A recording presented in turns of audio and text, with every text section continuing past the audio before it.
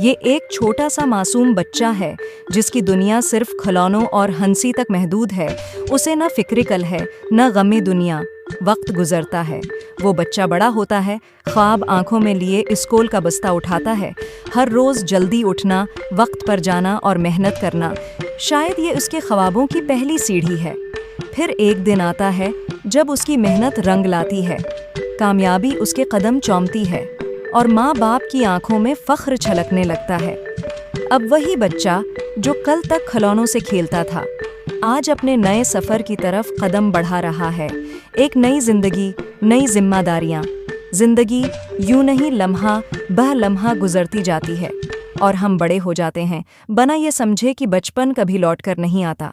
अगर ये वीडियो आपको जिंदगी के बदलते रंग याद दिला गई हो तो उसे ज़रूर शेयर करें ताकि औरों को भी अपनी ज़िंदगी का सफ़र याद आ जाए।